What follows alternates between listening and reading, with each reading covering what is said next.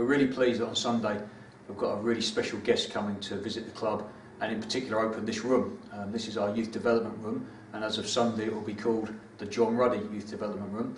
It's not very often a club at our level produces someone who goes on to play for the country, but the England squad was announced yesterday. John's in the England squad again following injury from last year, and we're really proud that this club has played a part in his development. There's a shirt on the wall over there as well, which is Jack Collison's, his appearance for Wales when he played England, and Jack's another lad who came through a youth system at Cambridge United.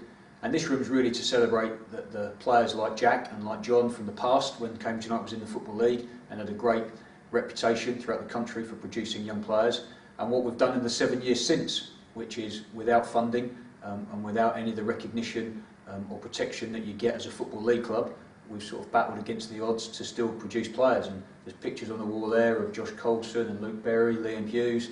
Obviously you saw the one earlier with Rory McCauley scoring at Huddersfield, and loads of trophies behind me here of European exploits in the last 7 years where Cambridge United have gone and played against Europe's elite, Borussia Dortmund and Bayer Leverkusen and Sparta Prague, Slavia Prague, all sorts of clubs all through Europe in tournaments where, you know, we punch way above our weight. And already in pre-season, you know, I saw our under-12s, 13s and 14s play at Tottenham's training ground.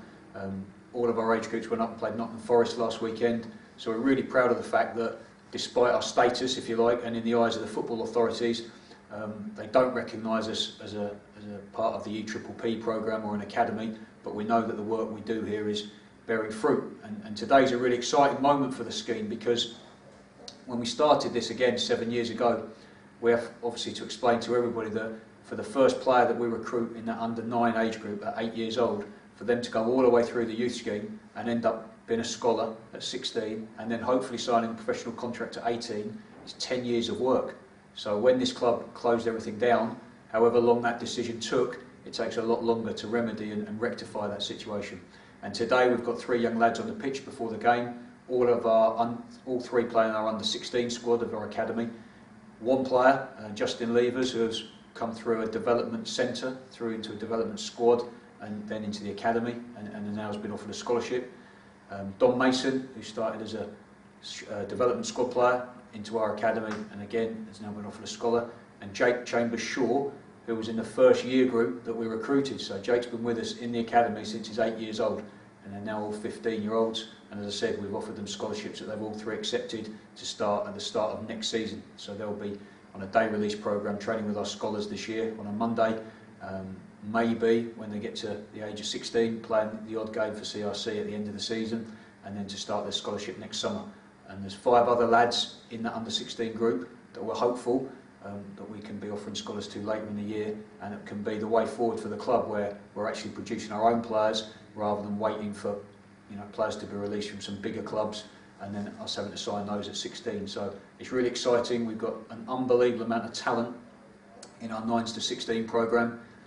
It's really refreshing, and it's a real source of pride that we can go to somewhere like Tottenham and Dean Rastrick can speak to me after the game and tell me how many good players we've got, what respect a club like Tottenham has got for us, and how competitive we are at every age group and how they love playing us.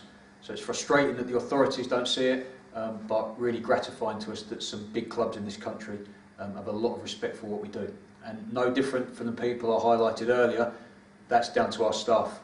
Fantastic. Mark Bonner, Mark Tracy, Tom Pell, James Cutting are all our full-time staff. Mark looks after the scholars.